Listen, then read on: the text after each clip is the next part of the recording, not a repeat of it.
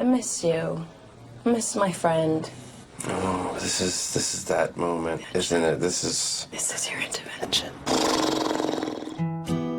Whatever you think is helping you, I have a responsibility as your friend to tell you that it's not. Just tell me what to do. You know that nice red bicycle that you have? Yes. You're gonna dust off old red, and you're gonna get on a ferry. I'm sending you to my dad's place. Hello, welcome to The Flick. It's very intimate right now. It's just me and Alonso. We're going to cuddle for a little while. We're bringing the room down. We are. We're going to talk about Your Sister's Sister, a little indie starring Mark Duplass and Emily Blunt and Rosemarie Dewitt. Please describe it to us. It's directed by Lynn Shelton, who did Hump Day a couple years ago, and Mark Duplass plays a guy who's kind of bummed out over the death of his brother a year earlier, and his best friend Emily Blunt, who used to date the dead brother, sends him off to her father's house on one of those schmancy islands off the coast of Washington to sort of get his head together. But when he arrives, he discovers that the house is not as empty as Emily Blunt thought, because Rosemarie Dewitt, her sister, is there getting over a recent breakup, and then things get nutty. You're on an island, it's 3 in the morning, and you're drinking by yourself. What's going on? I just walked out on a 7-year relationship. Whoa. Hence the tequila. I gotta say, not so terrible to have a drinking buddy. Going down, getting weird. Dad! What are you doing here? Did you meet my sister? I've been wanting you to meet I did. We met last night. I know, it's crazy. Why are you, what are you doing here? I really, really liked Hump Day, and I liked this for a lot of the same reasons, in that Lynn Shelton likes to let her actors collaborate on developing their characters, and they all get like a consulting credit. And the naturalism of the improv always feels so real, and it really makes some wacky situations feel grounded.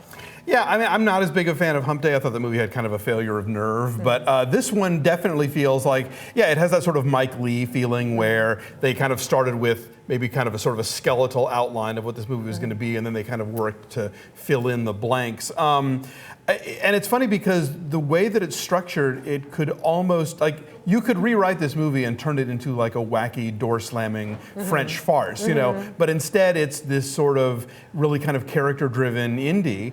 And so even though some of the situations get a little crazy, it's very grounded and it feels very realistic. And it's just a joy to watch these people talking. You know, I mean, that can be deadly in a movie, and other movies don't have nearly enough of it, but this one you just want to sit there and watch them in the kitchen and watch them talk to each other and how their interplay goes, and it's really entertaining. Right. There's the great scene where Mark Duplass and Rosemarie Dewitt, they don't really know each other, and they just get hammered in the middle of the night. They kill off a bottle of tequila together, and just what they're talking about and how they're sort of feeling each other out and laying their guards down as they get a little drunker is just funny and totally compelling.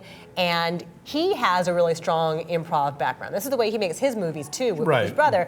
But Emily Blunt and Rosemarie DeWitt did not, and they kind of had to feel their way around, and they all seemed on the same page at all times, bouncing off one another beautifully. It feels very organic. Yeah. It feels like you watched friends go into the woods to go make a movie. It feels like they all went off to camp and they made a movie. And they didn't find the Blair Witch. And nobody died, right? But I love the intimacy of it. And Mark Duplass is kind of everywhere these days between this and Safety Not Guaranteed and the movies that he makes. He was just in Darling Companion. Right, and The League, he's on The League. This is the best work he has done yet. Yeah, I would say so. Well, and I think it's the most he's ever been given to do, also. But it's more emotional depth to it. Yeah. The scene at the end, and I don't want to say how it ends, but the scene at the end where he gives a sort of emotional plea to these sisters who he's gotten emotionally entangled with, it got to me. It sneaks up on you because it's not melodramatic. There's something mawkish about it. It just feels really, really from the heart, and it surprised me. If I have one qualm here, it's in the ending, not the second ending, which I think maybe is going to annoy some people. The last shot? Right, but before that, the first ending, I guess. The characters have all gotten into kind of a dark place, and uncomfortable things have happened. And I felt like it all gets fixed a little easily.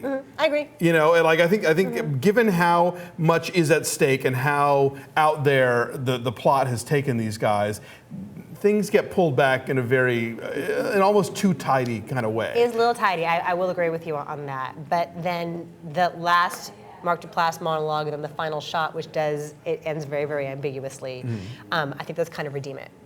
I did like his speech. It was, but I just remember thinking, there needs to be more effort required to sort of, like bring this thing, reel this baby in, And yet you like them all, that you want them to be happy. Yes, no question. There are no villains here, even though they, to varying degrees, do awful things. Right.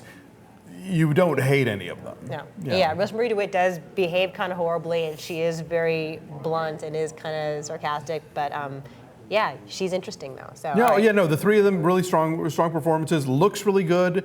The scenery is really pretty. Yeah, I mean, but it's shot well too. I mean, it doesn't just sort of fall back on look trees, But they're long takes too. Yes. There's a lovely scene where the two sisters are in bed together and they're sort of whispering to each other, and you get the sense that this is what these girls did as little girls. Yes, definitely. They feel very, very intimate. Let's do numbers, please. I think we're on the same page here. I give it a 7.8.